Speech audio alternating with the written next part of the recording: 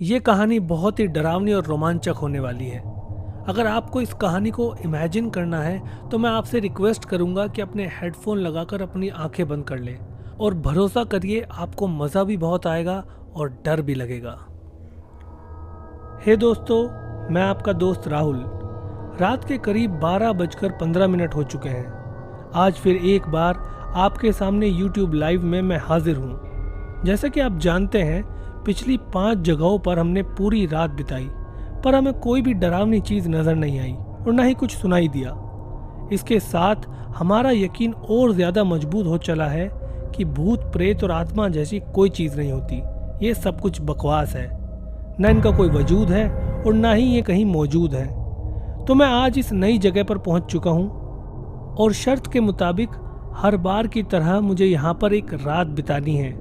तो आप सब तैयार हैं इस न्यू एडवेंचर के लिए? तो चलिए।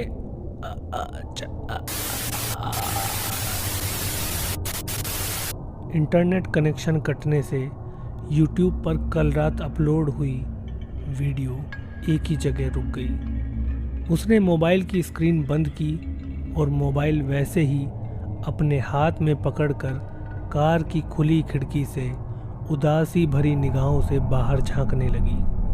सुबह के करीब 10 बज चुके थे। सूरज की हल्की सुनहरी धूप जंगल के चारों ओर फैल रही थी। उसी जंगल के बीचों बीच एक कच्ची सड़क पर सफ़ेद रंग की कार धीरे धीरे आगे बढ़ती दिखाई दे रही थी। कार के अंदर बैठे कॉलेज के लड़के लड़कियां जंगल के उस सन्नाटे को बिना कुछ बोले नज़रों से ही समझने की कोशिश कर रहे थे। उन्हें सबसे अजीब बात ये लग रही थी कि उस जंगल में इतना सन्नाटा होने के बावजूद किसी भी जंगली जानवर की आवाज़ या आहट महसूस नहीं हो रही थी और ना ही पंछियों की आवाज़ आ रही थी। इंसान तो क्या, मानो जंगली जानवर और पक्षी भी इस इलाके में आने से डरते थे। उनकी कार एक जगह आकर रुकती है और धीरे धीरे सभी दोस्त कार से बाहर निकलने लगते हैं। सब हैरान नज़रों से सिर्फ चारों ओर देख रहे थे। उनके सामने एक बड़ा सा आलीशान बंगला था। उस इलाके को गौर से देखते हुए सभी चलते चलते बंगले के गेट से अंदर आ जाते हैं और वहाँ से सीढ़ियाँ चढ़कर सभी दोस्त दरवाजे के बाहर रुक जाते हैं। उनमें से एक लड़के ने सामने वाला पुराना लकड़ी का दरवाज़ा धीरे से जैसे ही अंदर की ओर धकेला, आवाज़ करता हुआ दरवाज़ा आधा खुल जाता है। बंगला पुराना होने के बावजूद काफ़ी खूबसूरत था। दीवारों का रंग फीका पड़ चुका था। शायद कई सालों से वो इसी तरह आग उगलती धूप, हड्डियां जमा देने वाली ठंड और मूसलाधार बारिश को अरसे से झेलते हुए भी शान से अपनी जगह मजबूती से खड़ा था। राहुल, एक दोस्त ने आवाज़ लगाई और बंगले के अंदर चारों ओर नज़रें घुमाते हुए चलने लगा। उसकी आवाज़ खाली बंगले की सुनसान पड़ी दीवारों से टकराकर अंदर ही अंदर घूमने लगी। तभी उसकी दूसरी दोस्त सोनाली ने भी आवाज़ लगाई और बंगले के भीतर की ओर बढ़ने लगी। बंगले के अंदर एक अजीब सा जानलेवा सन्नाटा फैला हुआ था। दिन का उजाला होने के बावजूद सभी को एक अजीब सा डर लग रहा था। 3 लड़के और 2 लड़कियां अपने दोस्त को उस बंगले के हर एक कमरे में, बाथरूम में, लकड़ी की बनी अलमारी में, हर जगह अपने दोस्त को ढूंढने की कोशिश कर रहे थे, पर राहुल कहीं भी नजर नहीं आ रहा था। न ही उसके होने की कोई निशानी उन्हें मिल रही थी। उसका मोबाइल तो कल रात से ही बंद था और साथ ही डिजिटल कैमरा और बाकी सब कुछ गायब था। ढूंढ ढूंढ कर सब परेशान हो गए। नाराज होकर खाली हाथ सब दरवाजे से बाहर निकले। सोनाली की आंखों से आंसू छलकने लगे। तभी जैसे उन्हें कोई उस बंगले के नीचे बने तहखाने के बंद झरोके से उन्हें देखने लगा। काले अंधेरे में हल्की रोशनी से वे लाल आंखें काफी डरावनी लग रही थी। वो आंखें सभी दोस्तों को घूरे जा रही थी। पर बंगले के नीचे उस जगह पर किसी का ध्यान नहीं गया। सब आपस में बातें करते हुए अपनी कार में बैठ गए। सभी ने दोबारा एक नज़र पूरे इलाके को गौर से देखा। दूर दूर तक घना जंगल, छोटे बड़े पेड़ों के बीच कांटों से भरी झाड़ियाँ, जंगल के सन्नाटों में हवा के हल्के झोंकों से पेड़ों के पत्तों की सरसराहट, सब कुछ इतना खामोश था जैसे किसी कागज पर बना चित्र। ये सब देखकर विवेक ने कहा, यार, दिन के उजाले में तुम लोगों के साथ होने के बावजूद मेरी हालत खराब है। राहुल तो अकेला पूरी रात इस जगह रहा था, उसकी हिम्मत की दाद देनी पड़ेगी। उसकी बात सुनकर सचिन ने गाड़ी शुरू की। जंगल की कच्ची सड़क से उनकी गाड़ी धीरे धीरे आगे बढ़ने लगी और पीछे बैठी सोनाली ने एक नज़र फिर से उस बंगले पर डाली।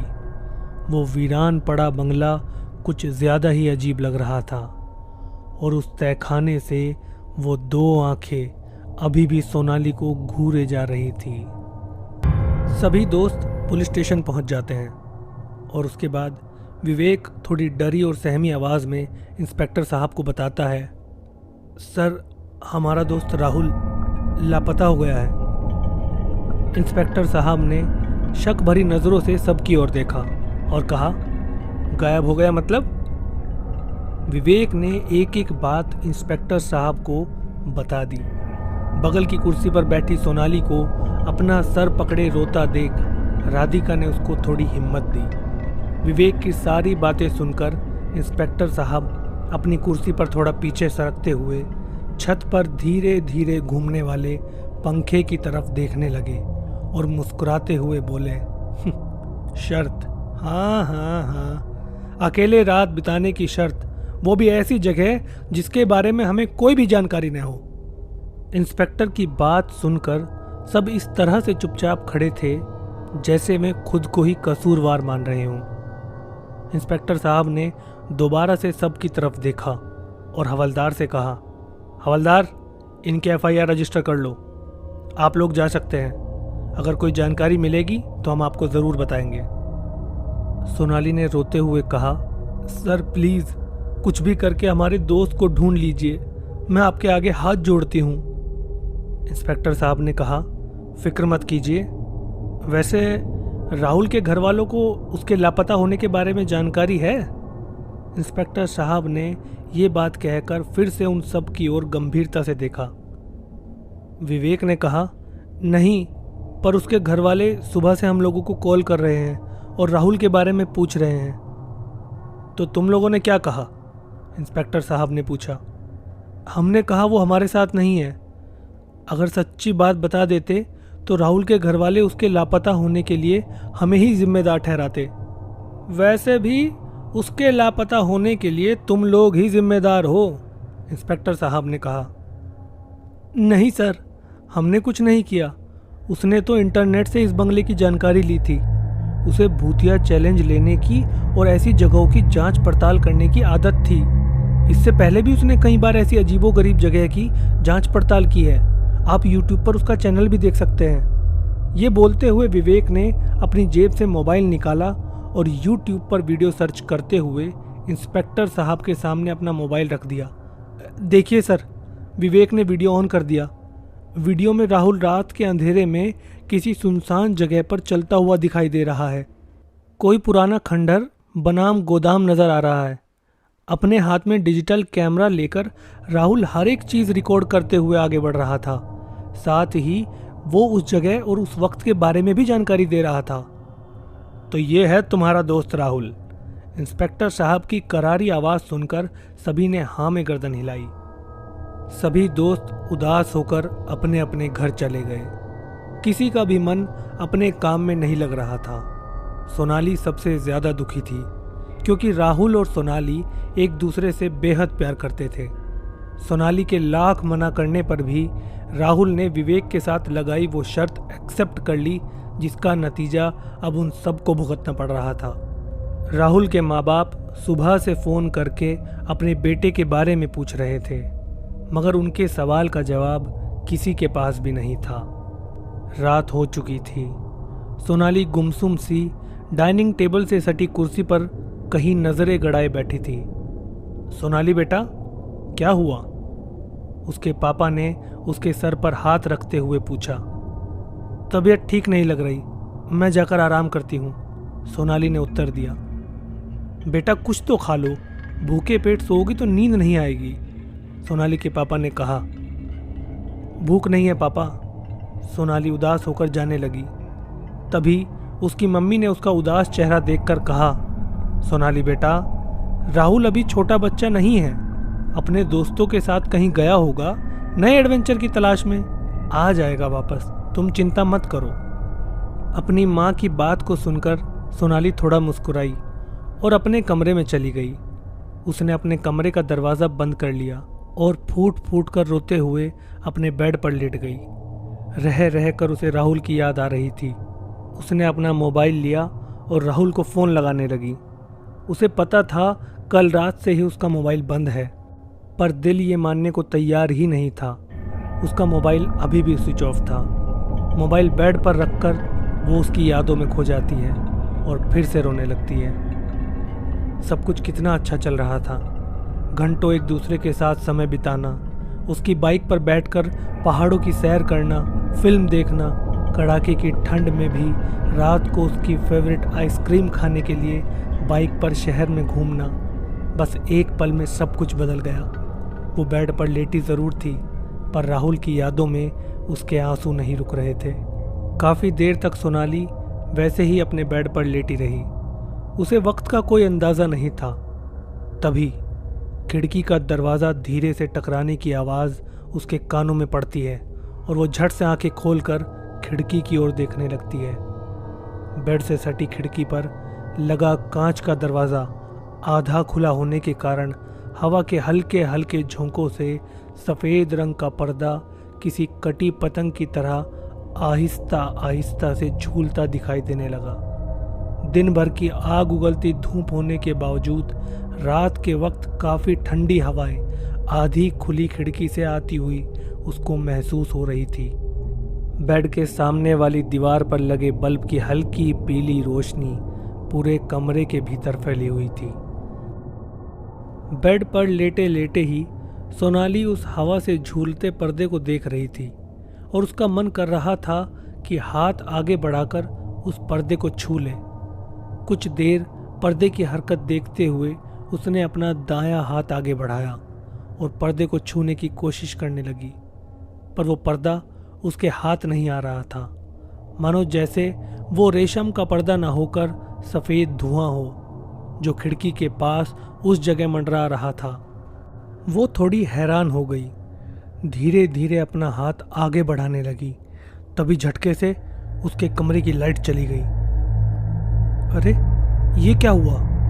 खुद से ही बात करते हुए उसने खिड़की से बाहर नजर डाली। पूरा इलाका जैसे अंधेरे में डूबा हुआ नजर आ रहा था।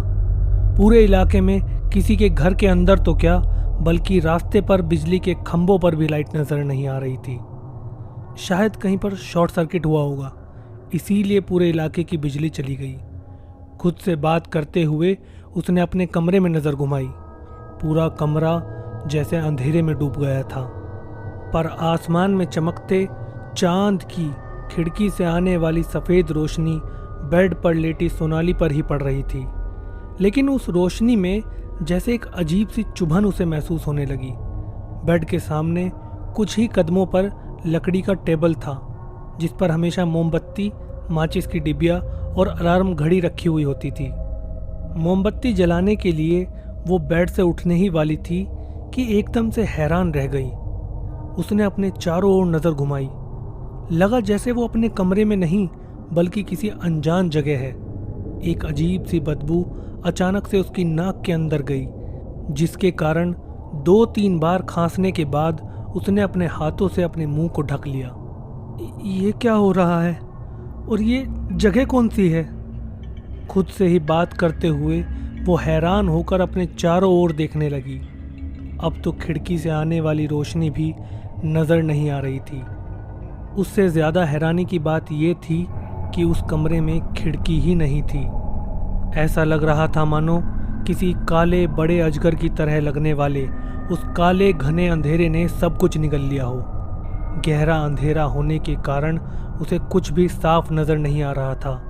अपने पैरों से ही जमीन टटोलते हुए एक एक कदम संभाल कर रखने लगी। तभी उसका पैर किसी चीज पर पड़ा। अपने पैरों के नीचे पड़ी वो चीज हाथों से टटोलते हुए उसने उठाई। हाथ में लेकर देखा तो वो एक टॉर्च थी। उसने जैसे ही टॉर्च ऑन की, टॉर्च से निकलने वाली सफ़ेद रोशनी कमरे में इधर उधर घूमने लगी। बड़ी अजीब सी जगह थी। एक कमरा, एक बिल्कुल खाली कमरा। उस कमरे में ना उसका बेड था, ना उसकी लकड़ी की टेबल, और ना किताबों की अलमारी, और ना दीवारों पर लगे पोस्टर। सिर्फ एक अजीब सा बदबूदार खाली कमरा।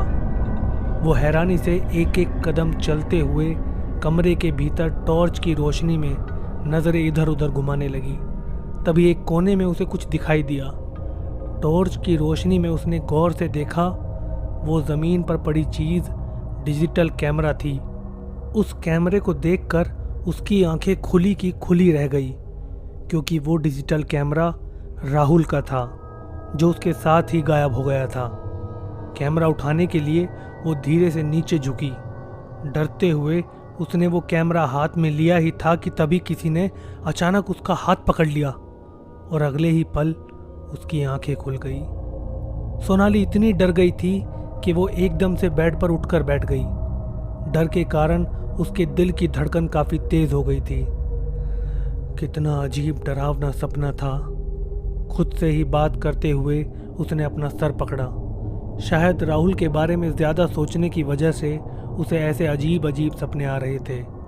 लंबी सांसें लेते हुए उसने खिड़की की तरफ देखा और सन्न रह गई। डर के मारे उसकी आवाज़ ही दब गई थी। वो डिजिटल कैमरा खिड़की में उसके बिल्कुल पास रखा हुआ था। अगले दिन सड़क की दूसरी तरफ मैकडॉनल्ड से कुछ बर्गर और आइसक्रीम लेकर दौड़ता हुआ विवेक सड़क के इस तरफ आ गया। सबके हाथ में एक एक बर्गर और आइसक्रीम देते हुए उसने सोनाली की तरफ देखा। वो चुपचाप आंखें बंद करके बैठी हुई थी। उसने कुछ भी खाने से इनकार कर दिया। बर्गर का एक बड़ा सा निवाला खाते हुए अतुल ने सोनाली से पूछा, पर वो डिजिटल कैमरा गया कहाँ? सोनाली ने इस पर उत्तर दिया, पता नहीं, रात को मैंने खिड़की के पास देखा, फिर उसको उठाकर टेबल पर रख दिया। सोचा सुबह होते ही तुम लोगों को दिखाने के लिए ले आऊंगी, पर सुबह देखा तो वहाँ कैमरा नहीं था। पूरे कमरे में ढूंढा, घर में सभी से पूछा, पर कल रात देखा वो अजीब सपना सोनाली ने अपने दोस्तों के साथ शेयर किया। सोनाली की बात को ध्यान से सुनते हुए अतुल ने पूछा, मतलब तुमने जो पहले देखा वो सपना था, या दूसरी बार देखा वो सपना था, या दोनों बार तुम सपने में ही थी? क्योंकि अगर कैमरा तुमने अपने हाथों से टेबल पर रखा था तो वो तुम्हारे घर में ही कहीं पर होना चाहिए, तो गायब कैसे हो गया? सोनाली ने रोते हुए बोला, पता नहीं, पर मुझे तो बहुत डर लग रहा है। शायद राहुल की जान को कोई खतरा है। पीछे की सीट पर सचिन के कंधे पर सर रखकर बैठी हुई राधिका ने आइसक्रीम खाते हुए सबसे पूछा, राहुल के बारे में पूछने के लिए उस इंस्पेक्टर ने किसी को कॉल किया था क्या? उसकी बात सुनकर सभी ने ना में गर्दन हिलाई। आगे की सीट पर आंखें बंद कर बैठी सोनाली नाराज होकर बोली, यार सच कहूं तो मुझे उस पुलिस वाले पर बिल्कुल भी भरोसा नहीं है। मुझे नहीं लगता वो राहुल को ढूंढने की भी कोशिश करेगा। सोनाली की उदासी भरी आवाज़ सुनकर सचिन ने कहा, क्यों ना हम खुद राहुल को ढूंढने की कोशिश करें? सचिन की ये बात सुनकर राधिका ने थोड़े गुस्से से उसकी तरफ देखा और गर्दन के इशारे से ही उसे ऐसा करने से मना कर दिया। राधिका और सचिन एक दूसरे से प्यार करते थे। राधिका ये बिल्कुल भी नहीं चाहती थी कि सचिन के साथ कोई भी बुरा हादसा हो, और उसका यह डर वाजिब था। तुम्हारा दिमाग तो ठिकाने पर है ना? विवेक ने सचिन से कहा। पर सोनाली को उसका ये आइडिया पसंद आया। झट से अपनी आंखें खोली और पीछे मुड़कर देखते हुए सचिन से पूछा, पर वो कैसे? सोनाली, इसके साथ तू भी पागल हो गई है क्या? विवेक ने सोनाली को गुस्से से बोला। इस पर सचिन ने कहा, हम सब रात को उस जगह जाएंगे और राहुल की तलाश करेंगे। सचिन की बात सुनकर राधिका ने गुस्से से आग बबूला होते हुए जोर से सचिन का हाथ दबाया, ताकि वो भूत हमें भी गायब कर दे। वाह, बड़ा ही बेतुका आइडिया है, विवेक ने दोबारा गुस्सा होते हुए कहा। विवेक की बात सुनकर राधिका ने कहा, मुझे लगता है विवेक ठीक ही कह रहा है, हमें उसकी बात मान लेनी चाहिए। चाहे तो हम दोबारा से पुलिस स्टेशन में जाकर उस इंस्पेक्टर से विनती करेंगे, क्योंकि ये पुलिस का काम है। राधिका की बात सुनकर सचिन ने उसे समझाया, राधिका, राहुल पुलिस का दोस्त नहीं था, बल्कि हमारा दोस्त था। पुलिस को उसकी कोई फिक्र नहीं है। अगर हम दोबारा पुलिस स्टेशन गए तो उस पुलिस वालों को ये याद भी नहीं होगा कि हम पिछली बार किस लिए आए थे। सचिन की बात सुनकर राधिका एकदम से चुप हो गई। उसके पास बोलने के लिए कुछ भी नहीं था। सचिन ने दोबारा अपने दोस्तों की तरफ देखा और कहा, हम वहां जाएंगे, पर अपनी सुरक्षा का पूरा ध्यान रखेंगे।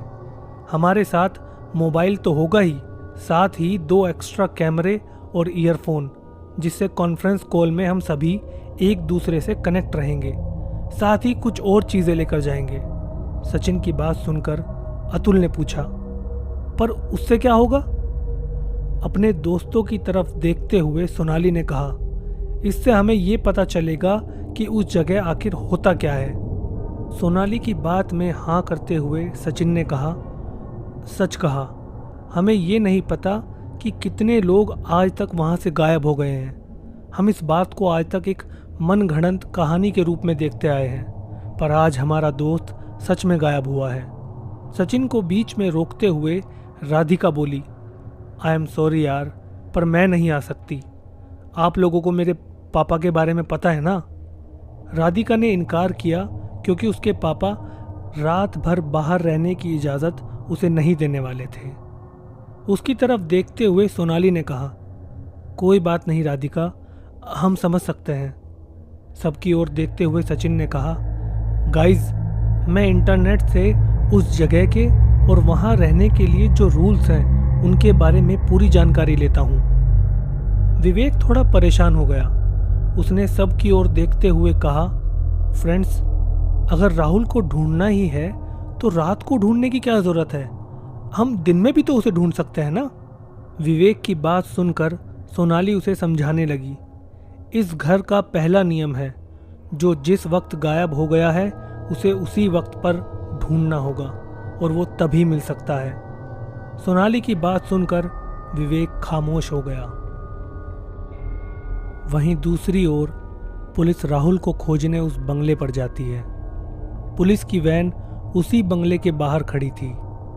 ड्राइवर सीट पर बैठा हवलदार गाड़ी की खुली खिड़की से ही बंगले के भीतर जाते हुए इंस्पेक्टर साहब और 2 हवलदारों को देख रहा था। पुलिस की टीम उस बंगले का मुआयना करने पहुंची थी। पूरा बंगला छान मारा, एक एक रूम, एक एक कोना अच्छी तरह से देख लिया। काफी अजीब सी जगह थी।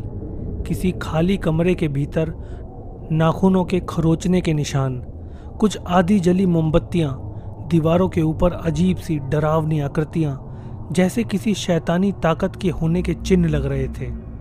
पूरा बंगला अच्छे से देख लिया, पर राहुल के होने का कोई सुराग नहीं मिला। लेकिन एक बात जरूर इंस्पेक्टर साहब और उनके हवलदारों ने महसूस की, उस बंगले के भीतर किसी के ना होने से भी किसी की मौजूदगी साफ साफ महसूस हो रही थी। जब भी वो किसी कमरे में अकेले जाते तो उन्हें साफ साफ महसूस होता कि उनके पीछे भी कोई आ रहा है, मगर पीछे देखने पर कोई नहीं होता था। कमरे में सन्नाटा होने के बावजूद किसी के होने का एहसास पल पल हो रहा था।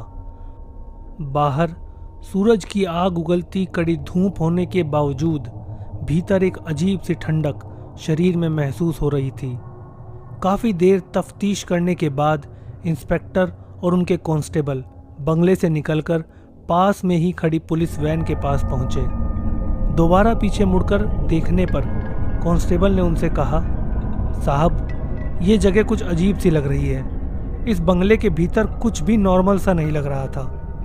कांस्टेबल की बात सुनकर इंस्पेक्टर साहब ने भी उस बंगले पर नजर डाली। ऊपर वाले पॉकेट में रखा गॉगल अपनी आंखों पर चढ़ाकर बोलने लगे। तुमने सही कहा, मैंने इस बंगले की पूरी हिस्ट्री पता कर ली है।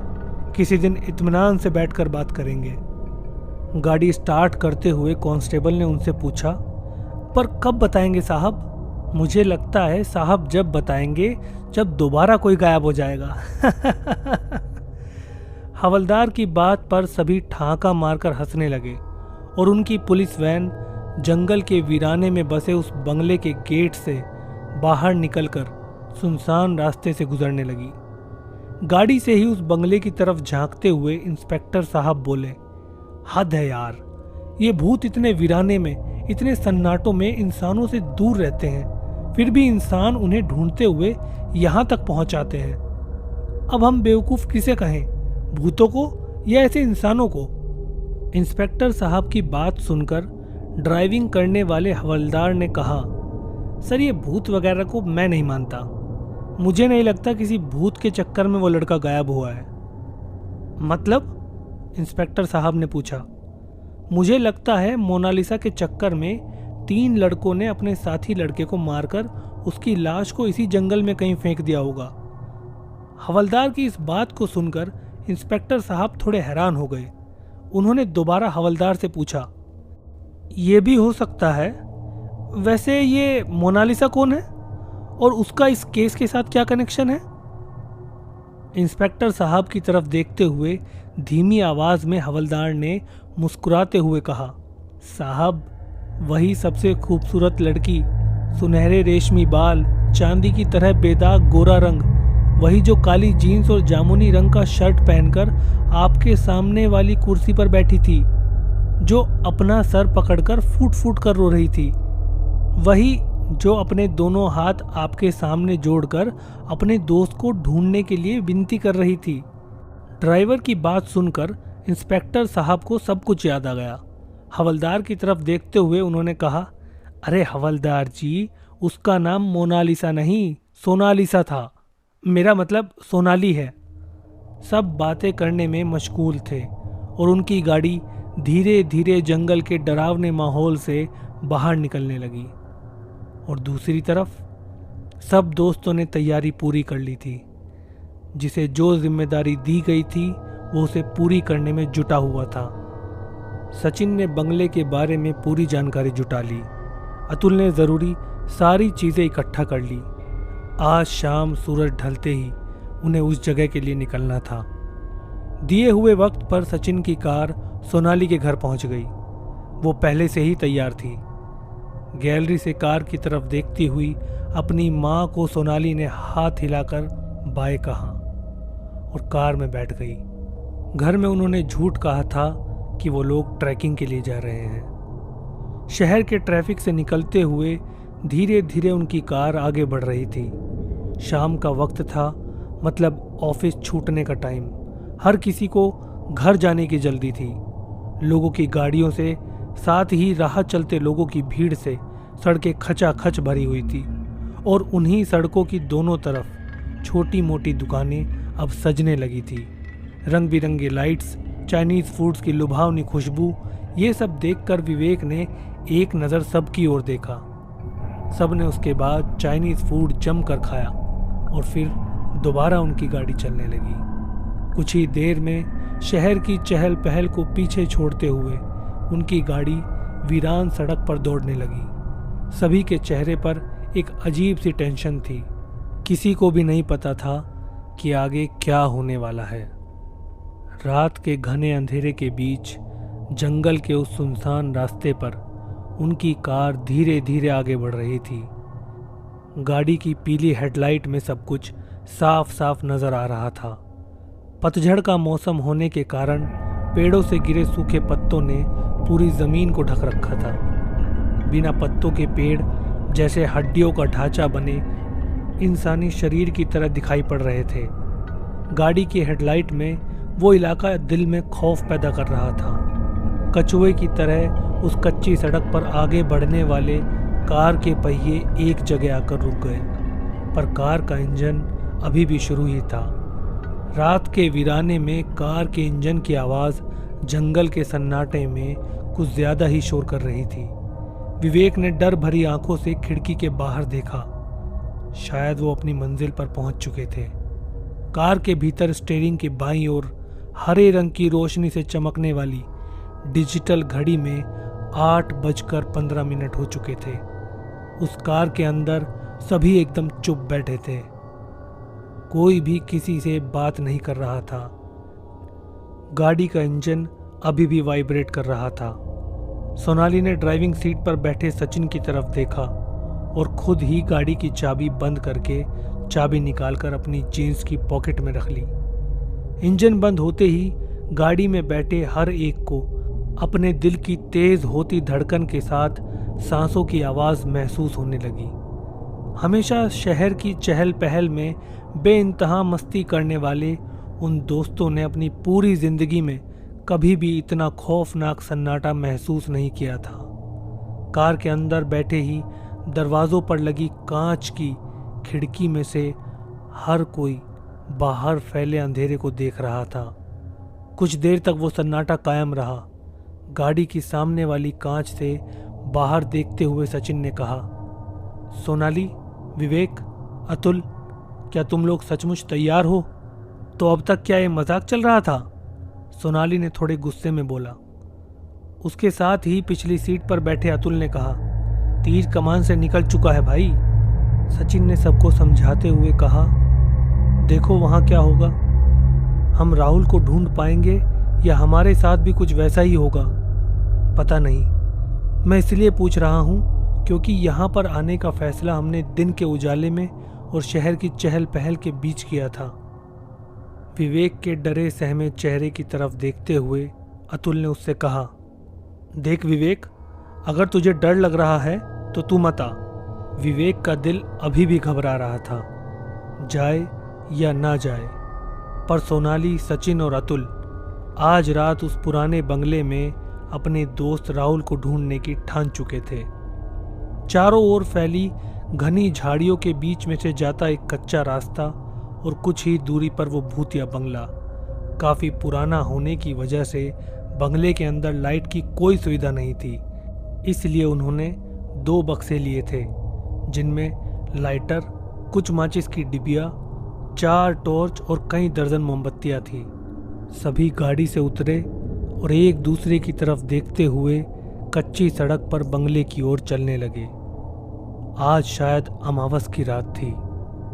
काले आसमान में तारे इस तरह से चमक रहे थे मानो वो घूर घूर कर जमीन पर होने वाली हर एक हलचल को देख रहे थे। बंगले के अंदर पहुंचने से पहले ही डर उनके दिमाग पर हावी हो रहा था, पर उसकी वजह जंगल से आने वाली जंगली जानवरों की डरावनी आवाजें थी। वे जानवर इस वीरान जंगल में कई किलोमीटर दूर पर होने के बावजूद गहरे सन्नाटे की वजह से उनकी आवाज दूर दूर तक सुनाई दे रही थी। उसी जंगल में कई सारे भेड़ियों की अजीब सी आवाज रात के सन्नाटे को चीरती हुई चारों ओर गूंज रही थी। सभी दोस्त डरी सहमी नजरों से अपने चारों ओर देखते हुए आगे की ओर चलने लगे। उनके हर कदम के साथ जमीन पर बिखरे सूखे पत्ते आवाज कर रहे थे। तभी विवेक ने हाथ आगे करते हुए सबको रोक लिया। क्या हुआ? सोनाली ने पूछा। विवेक ने नजर से इशारा करते हुए उसे नीचे जमीन पर देखने के लिए कहा। सोनाली ने मोबाइल का टॉर्च ऑन करते हुए जमीन पर रोशनी डाली और मानो उसके दिल की धड़कन जैसे थम गई। टॉर्च की रोशनी में एक बड़ा काला सांप सड़क के बीचों बीच आराम से पड़ा था। उस काले लंबे सांप पर नजर पड़ते ही सबके कदम एक ही जगह पर रुक गए। जमीन पर पड़े उस सांप ने टॉर्च की रोशनी की तरफ देखा। सभी दोस्त चुपचाप खड़े रहकर उस सांप की एक एक हरकत को देख रहे थे। कुछ पल शांति से टॉर्च की रोशनी की तरफ देखने के बाद जोर से फुंकारते हुए अपना जहर रोशनी की तरफ फेंका। वो नज़ारा देखकर डर के मारे सभी 2 कदम पीछे हट गए। तभी वो सांप सरसराते हुए जमीन पर पड़े सूखे पत्तों के बीच से जंगल में कहीं गायब हो गया।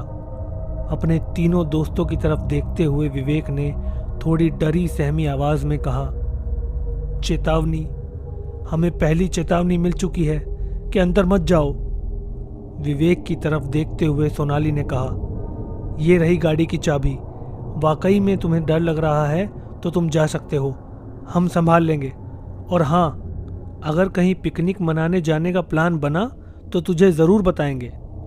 सोनाली की ये बात विवेक को अच्छी नहीं लगी। यार, मैं तो मजाक कर रहा था। विवेक की ऊंची आवाज़ सुनकर तभी सचिन ने कहा, श्श्श विवेक, आवाज़ बिल्कुल भी नहीं। और सोनाली, मोबाइल का टॉर्च बंद करो, इस टॉर्च से काम चलाओ। बोलते हुए सचिन ने अपने पास की लंबी टॉर्च सोनाली को दे दी। और फ्रेंड्स, ज़्यादा ऊंची आवाज़ नहीं, सचिन ने सबको समझाया। सबने उसकी ओर देखा और गर्दन में हाँ में इशारा करते हुए आगे चलने लगे। लोहे का गेट अभी उनके सामने ही था। रात के अंधेरे में सामने वाले उस बंगले का नज़ारा दिल में खौफ पैदा कर रहा था। अतुल ने धीरे से बंगले का वो लोहे का जंग लगा गेट धकेला। वैसे ही आवाज़ करते हुए गेट एक तरफ खुल गया।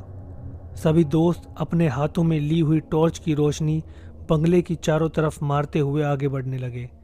घने जंगल के बीचों बीच बने उस बंगले के चारों ओर एक खौफनाक जानलेवा सन्नाटा पसरा हुआ था।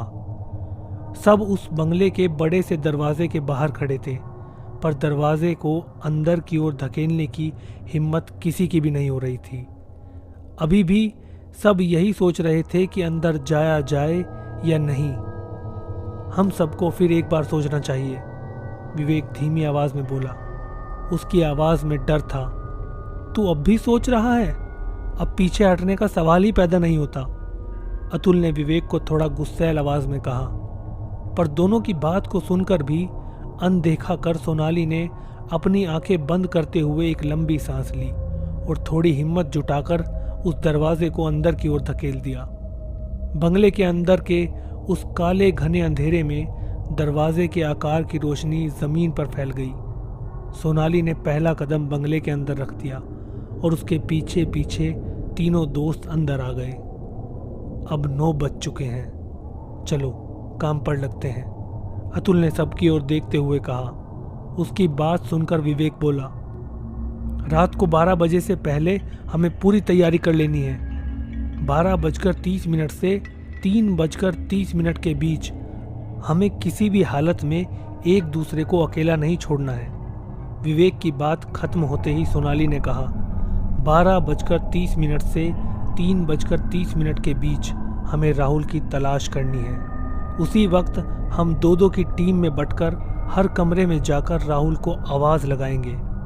सोनाली को बीच में ही रोकते हुए सचिन ने कहा, गलत, हम किसी भी हालत में अपने किसी भी साथी को आवाज़ नहीं लगाएंगे। और ये सबसे इम्पोर्टेंट बात है, हम सबको अपने जहन में याद रखनी है। सचिन की आवाज़ सुनकर हर कोई उसकी तरफ देखने लगा। मतलब? विवेक ने पूछा। सचिन तीनों के चेहरे की तरफ देखते हुए गंभीरता से बोला, सब कुछ समझा दूंगा बाद में। पहली बात, हमें ये पता करना है कि इस बंगले में कुल कितने कमरे हैं। हमें उन हर एक कमरे के भीतर जाना है और कमरे की खिड़कियों पर टूटे शीशे पूरी तरह से बंद करने हैं और फिर इसी हॉल में वापस आना है। और दूसरी बात, जितने भी कमरे हमने पूरी तरह से बंद किए हैं उन सबको याद रखकर रात 12:30 पर दोबारा हर एक कमरे में जाना है और वहाँ मोमबत्ती जलाकर रोशनी करनी है। और सबसे इम्पोर्टेंट बात, किसी भी बंद अंधेरे कमरे से या खाली अंधेरी जगह से अगर कोई तुम्हें आवाज़ देता है तो समझ लेना कि वो हमारा दोस्त नहीं है। सचिन की बात सुनकर सबके चेहरे का रंग उड़ गया। तीनों दोस्त सचिन की एक एक बात को अच्छे से अपने जहन में उतार रहे थे। सबके रंग उड़े चेहरे देखकर सचिन फिर बोलने लगा, जिस भी कमरे के अंदर तुम मोमबत्ती जलाने जा रहे हो, सबसे पहले उस कमरे के दरवाजे के बाहर खड़े होकर तुम्हें इस बात को कंफर्म करना है कि भीतर से कोई आवाज़ या आहट महसूस नहीं हो रही। अगर कमरे के अंदर से कुछ अजीब सी आवाज़ आती है तो हमें उस कमरे को छोड़ देना है। सचिन को बीच में काटते हुए सोनाली ने दोबारा पूछा, मतलब हमें जिस भी कमरे के भीतर जाना है, सबसे पहले कमरे के भीतर से कोई आहट या किसी तरह की आवाज़ ना आ रही हो, इसका जायज़ा करना है। बिल्कुल सही।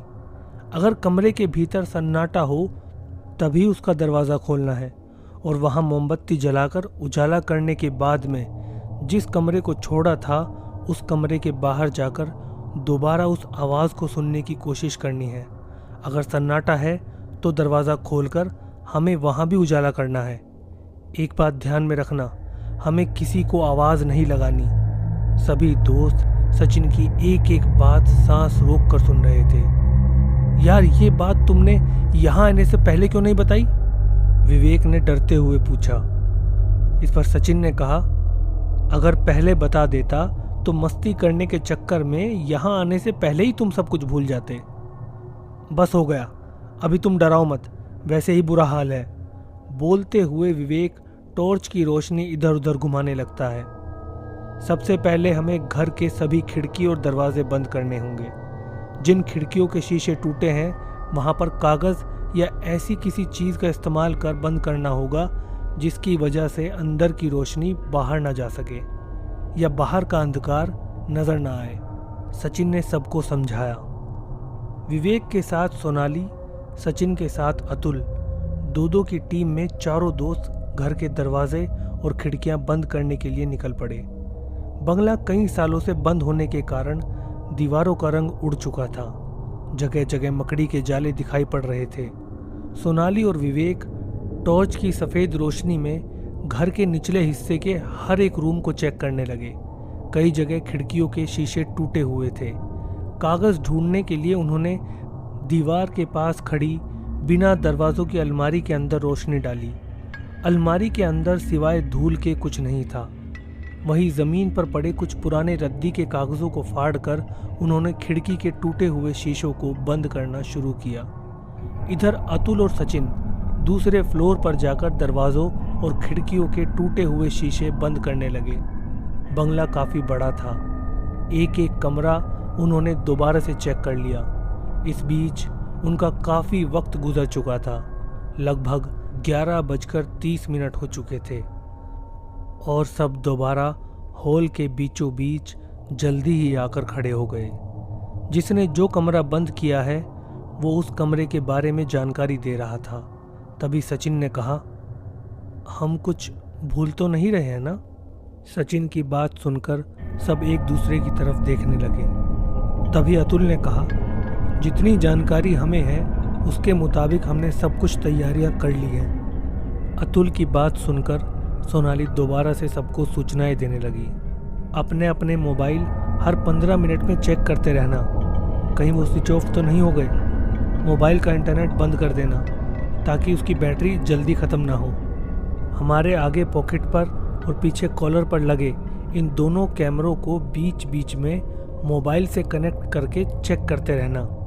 सोनाली की बात ख़त्म होते ही सचिन ने दोबारा से सबको समझाया, यहाँ क्या होने वाला है हमें नहीं पता, यहाँ क्या हो चुका है हमें ये भी नहीं पता, लेकिन जितनी जानकारी हमें है उसके मुताबिक हमें चलना होगा।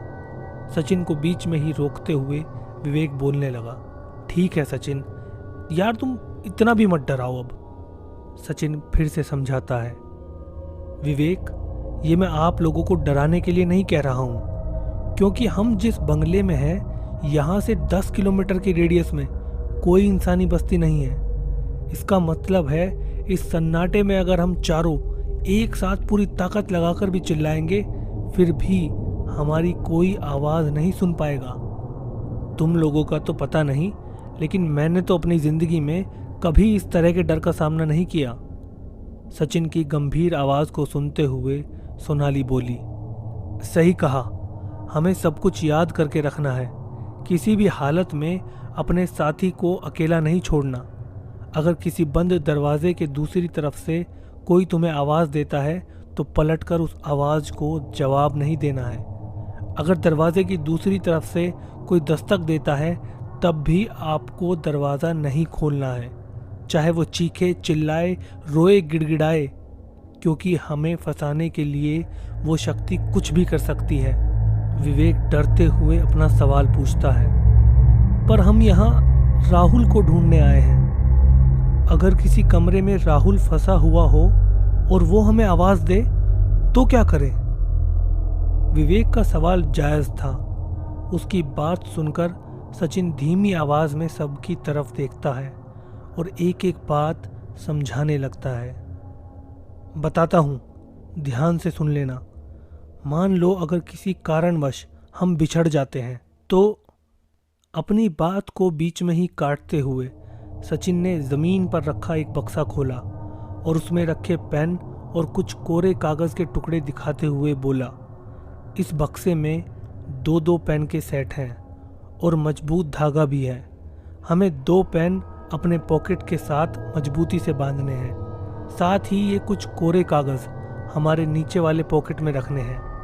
मान लो अगर हम बिछड़ जाते हैं तो जिस भी कमरे में हम अपने दोस्त के होने की मौजूदगी महसूस करते हैं उस पर हमें अपना नाम लिखकर दरवाजे की दूसरी तरफ सरकाना है, ताकि अंदर जो भी है उसे ये पता चल जाए कि दरवाजे के बाहर कौन खड़ा है। फिर दरवाजे की दूसरी तरफ जो होगा वो उस कागज पर अपना नाम लिखकर तुम्हें दोबारा वो कागज दरवाजे के नीचे से वापस दे देगा।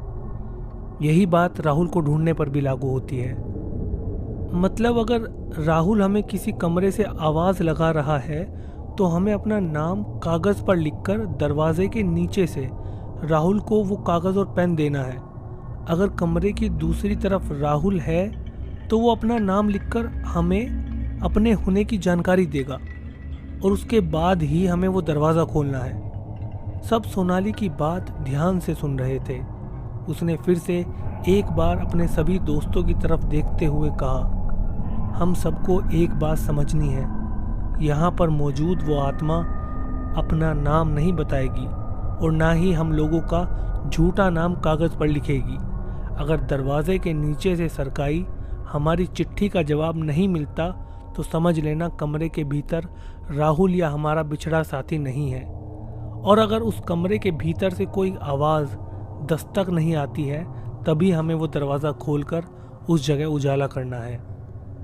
सोनाली की बात को सुनकर अतुल हैरान होकर बोलता है, सोनाली, लगता है तुमने भी काफ़ी जानकारी इकट्ठा की है। अतुल की बात सुनकर सोनाली कुछ बोले तभी विवेक बोल पड़ा, सोनाली राहुल के पीछे, राहुल भूतों के पीछे और वे भूत हम सब के पीछे। Too much fun.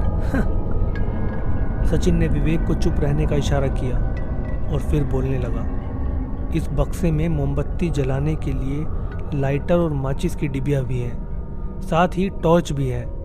सब एक टॉर्च, एक लाइटर और एक माचिस की डिबिया अपनी जेब में रख लो। चाहे कुछ भी हो जाए, अपने साथी को अकेला नहीं छोड़ना है। यार सचिन, वैसे भी मोबाइल की टॉर्च तो है, तो फिर इस एक्स्ट्रा टॉर्च की क्या जरूरत थी? ये बोलते हुए विवेक ने वो टॉर्च हाथ में उठा ली और उसे ऑन ऑफ करने लगा। विवेक की बात सुनकर सचिन ने कहा, हमारे पास रोशनी के जितने ज़्यादा सोर्सेज होंगे हम उतने ही ज़्यादा सुरक्षित होंगे। और कोई सवाल? सचिन की वो गंभीर आवाज़ उस जगह फैले वीरान सन्नाटे में गूंज रही थी। सचिन की बात सुनकर सब खामोश नज़रों से एक दूसरे की तरफ देखने लगे। गुड, चलो चीज़ें उठाओ और जैसा कहा है वैसा करो, सचिन ने सबको कहा। सबकी नज़र अपने हाथों में लिए हुए मोबाइल की स्क्रीन पर थी। 12 बज चुके थे। सब तैयारी में जुट गए। 2 पेन अपने अपने शर्ट के पॉकेट में मजबूती से बांधने लगे। सोनाली ने एक बार लाइटर जलाकर चेक किया और अपनी जीन्स की दाईं पॉकेट में लाइटर और बाईं पॉकेट में माचिस की डिबिया रख ली। अतुल ने कोरे कागज़ पिछले पॉकेट में सरकाए। विवेक पेन को अपनी शर्ट के पॉकेट से बांध रहा था। तभी सचिन का मोबाइल वाइब्रेट हुआ। मोबाइल की स्क्रीन पर नंबर देखते हुए सचिन ने कॉल रिसीव किया। बोलो ना। सचिन की आवाज़ सुनते ही सबकी नज़रें उस पर गई। अपने दोस्तों की तरफ देखते हुए उसने हाथ से 2 मिनट का इशारा किया और धीमी आवाज़ में फ़ोन पर बात करने लगा। चिंता मत करो, हमें कुछ नहीं होगा। ठीक है, मैं अपना पूरा ख्याल रखूंगा। लव यू जान। सब उसकी तरफ ही देख रहे थे। सबकी तरफ देखते हुए सचिन ने कहा, सॉरी यार, राधिका का फ़ोन था, बेकार में फिक्र कर रही थी। और जब उसने मोबाइल की तरफ देखा तो वो देखकर खुद हैरान हो गया। उसके हाथ में मोबाइल था ही नहीं।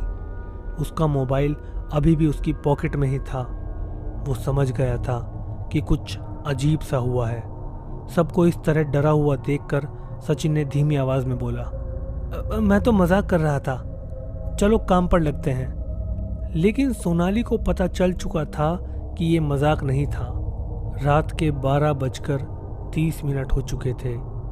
सब एक दूसरे की तरफ देखने लगे और बिना कुछ बोले नज़रों से इशारा करते हुए दो दो की टीम में बट गए। हॉल के बीचों बीच रखा दूसरा बक्सा सोनाली ने खोला और उसमें से एक मोमबत्ती निकाली। तभी अपने एक हाथ में लाइटर और दूसरे में माचिस की डिबिया देखते हुए विवेक बोला, यार लाइटर के होते हुए माचिस की डिबिया की क्या जरूरत थी? सचिन ने उसकी बात पर ध्यान नहीं दिया। सबकी तरफ देखते हुए सोनाली ने कहा, सबसे पहले हम हॉल के भीतर कुछ मोमबत्तियां जलाकर रखते हैं ताकि यहाँ पर कुछ उजाला हो सके। उसने टॉर्च जमीन पर रख दी, जेब से लाइटर निकाला और अंगूठे से उसने जैसे ही बटन दबाया पर लाइटर नहीं जल रहा था। उसने दोबारा कोशिश की और अब इस लाइटर की खट खट खट की आवाज़ उस बड़े से खाली पड़े हॉल के अंदर हर कोई साफ साफ सुन पा रहा था। सोनाली लगातार लाइटर को जलाने की कोशिश कर रही थी पर कोई फायदा नहीं हुआ। ये देखकर सब हैरान हो गए।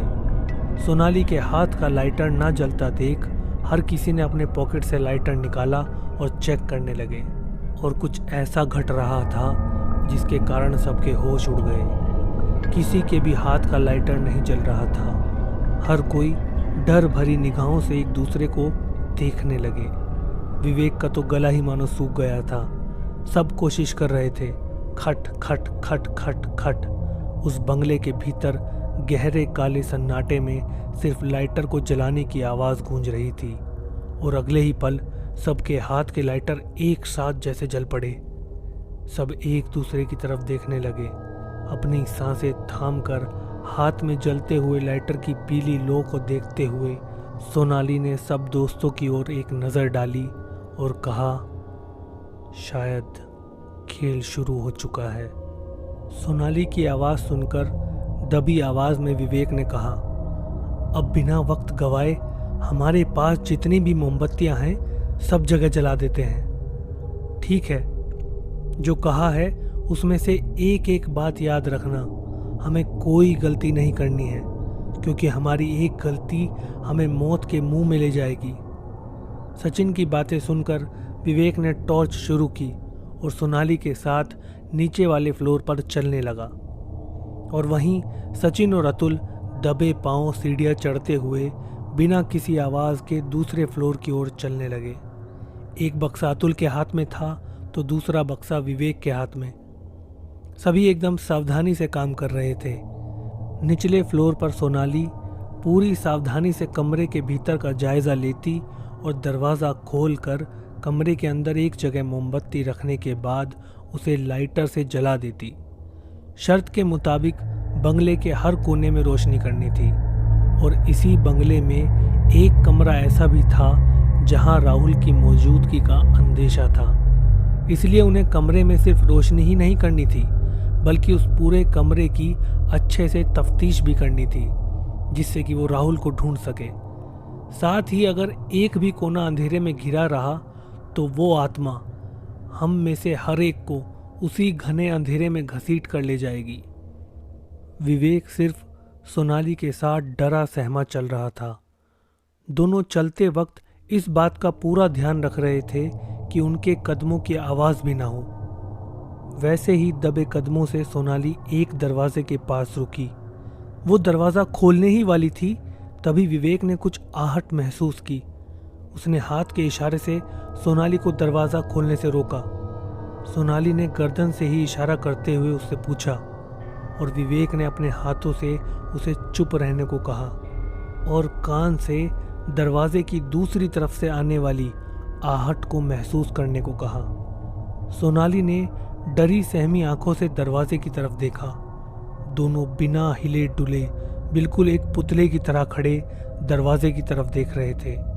डर के मारे सोनाली के दिल की धड़कन तेज हो रही थी।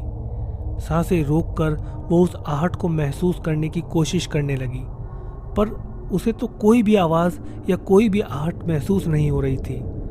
उसने दोबारा गर्दन हिलाकर विवेक से सवाल किया, पर विवेक ने उसे वैसे ही चुपचाप बिना हिले डुले खड़ा रहने के लिए हाथों से इशारा किया। विवेक की आंखों में बसा खौफ देखकर सोनाली समझ चुकी थी कि जरूर कुछ है। विवेक ने अपने होठों पर उंगली रखते हुए सोनाली से बिल्कुल आवाज ना करने का इशारा किया। इधर सचिन और अतुल टॉर्च की रोशनी में एक एक रूम के अंदर जाते हुए पूरी सावधानी के साथ मोमबत्तियां जलाने लगे। वे दोनों भी इस बात का पूरा ख्याल रख रहे थे कि उनके कदमों की भी आवाज न आए। एक कमरे के बाहर खड़े होकर उसके भीतर का जायजा लेते हुए सचिन ने उस कमरे का दरवाज़ा धीरे से खोला। दरवाज़ा खोलते ही कमरे के भीतर से एक अजीब सी गंध उनकी नाक में घुस गई। उस गंध से सचिन खांसने लगा। अगले ही पल उसने अपने पॉकेट से रुमाल निकाला और अपना मुंह ढक लिया ताकि खांसने की आवाज़ न आए। सचिन दबे कदमों से दरवाजे के भीतर चला गया। उसके पीछे अतुल भी दबे कदमों से अंदर आया, पर अंदर पैर रखते ही उसे भी वही बदबू महसूस हुई। एक हाथ में टॉर्च ठीक से पकड़ते हुए उसने भी अपनी जेब से रुमाल निकाला और मुंह ढक लिया। सचिन ने कमरे के भीतर मोमबत्ती जलाकर एक जगह पर रख दी। तभी अतुल ने टॉर्च की रोशनी बाथरूम के दरवाजे पर डाली।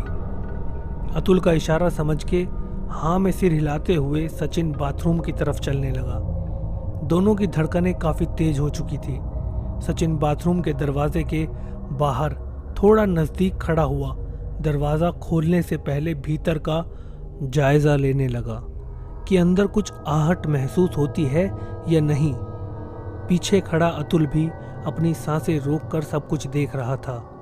शांत, बिल्कुल शांत। इतना सन्नाटा था कि हल्की से हल्की आवाज भी बिल्कुल साफ सुनाई दे रही थी। अंदर से किसी भी तरह की कोई आवाज नहीं आई। मतलब साफ था कि अंदर कोई नहीं है या किसी भी तरह की कोई बुरी शक्ति अंदर मौजूद नहीं है। सचिन ने एक बार अतुल की ओर देखा। अतुल ने भी उसकी ओर देखते हुए हाँ में गर्दन हिलाई। वो अतुल का इशारा समझ गया। उसने भी हाँ में गर्दन हिलाई और दरवाजे की कुंडी को हाथ लगाया ही था कि तभी एक बेहद डरावनी आवाज सचिन ने बिल्कुल साफ साफ सुनी। बाथरूम के उस दरवाजे पर तेज धार वाली नुकीली चीज से हल्के हल्के खरोचने की आवाज। वो धीमी सी आवाज सुनकर सचिन ने अतुल की ओर देखकर कानों की तरफ इशारा करते हुए आवाज के बारे में इशारे से ही पूछा। अतुल ने भी हाँ में गर्दन हिलाई। मतलब दोनों को वो आवाज सुनाई दे रही थी। दोनों बिना आवाज किए बिल्कुल शांत अपनी सांसें रोककर एक ही जगह पर खड़े रहे और कुछ ही देर में वो आवाज आना बंद हो गई। दोबारा से सब कुछ शांत, एकदम शांत हो गया। अतुल की तरफ देखते हुए सचिन दबे पांव दरवाजे की ओर बढ़ने लगा। दाएं हाथ से टॉर्च की सफेद रोशनी दरवाजे पर डालते हुए अपना बायां हाथ कुंडी की तरफ बढ़ाया ही था कि अंदर से दरवाजे पर हल्की सी दस्तक हुई। उस कमरे के भीतर फैले खौफनाक सन्नाटे के बीच दरवाजे पर हुई उस दस्तक ने कुछ पल के लिए ही सही पर दोनों की सांसें रोक दी। अतुल इतना डर गया था मानो उसके दिल की धड़कन ही रुक गई हो। अपने डर पर काबू रखते हुए सचिन ने दरवाजे की कुंडी से धीरे से अपना हाथ हटाया। अतुल ने अपने एक हाथ से अपना मुंह दबा लिया। सचिन ने अतुल को शांत रहने का इशारा किया। बिना आवाज किए होठ हिलाते हुए कहा, राहुल हो सकता है। अतुल ने भी अपने डर के ऊपर काबू रखते हुए कहा, हाँ, और अपने पॉकेट से एक कोरा कागज निकाला। उस कागज पर नाम लिखने लगा। पर डर के मारे उसके हाथ कांप रहे थे। उसकी हालत देखते हुए सचिन ने पेन और कागज अपने हाथ में लिए। अपने कपड़ों से बंधे पेन और वो नाम लिखा कागज धीरे से दरवाजे के नीचे से अंदर की ओर सरकाने लगे। दोनों दरवाजे से थोड़ा सा दूर हटकर डरी सहमी नजरों से दरवाजे के नीचे रखे उस पेन और कागज पर टॉर्च की रोशनी डालने लगे। दोनों सांसें रोककर सब कुछ देख रहे थे। एक गहरा जानलेवा सन्नाटा चारों ओर फैला हुआ था। दोनों को अपने दिल की धड़कन साफ साफ सुनाई दे रही थी। उनकी नजरें दरवाजे पर ही गड़ी हुई थी। तभी अंदर से दोबारा दरवाजे पर दस्तक हुई। वो दस्तक सुनकर अतुल की रूह कांप गई। उसका थरथराता कांपता शरीर, डरी सहमी नजर उसके दिल में छुपे डर को जाहिर कर रही थी। सचिन ने इशारे से ही उसे अपने ऊपर काबू रखने के लिए कहा। दरवाजे के नीचे रखे हुए उस पेन से बंधे धागे का एक सिरा सचिन के हाथ में था, जिससे सचिन उस पेन को धीरे से बाहर की ओर खींचने लगा। अतुल ने टॉर्च की रोशनी पेन के ऊपर डाली। सचिन अब पेन उठाने के लिए नीचे झुका ही था कि तभी अतुल के हाथ में जो टॉर्च थी वो बंद हो गई। काला घना दोनों कुछ समझ पाते इससे पहले सचिन के मुंह से दर्दनाक चीख निकली। आ! उसने जैसे तैसे एक हाथ से अपना मुंह दबा लिया और इसके तुरंत बाद वो टॉर्च जलने लगी। अतुल ने सचिन की ओर देखा और वो नज़ारा देखकर अतुल की रूह कांप गई। सचिन के साथ ऐसा क्या हुआ जिसके बाद अतुल इतना डर गया? और क्या राहुल के दोस्त उसे ढूंढ पाएंगे? इस कहानी के अगले भाग को सुनने के लिए हमारे चैनल को सब्सक्राइब कीजिए और आपको कहानी कैसी लगी कमेंट कर अवश्य बताएं।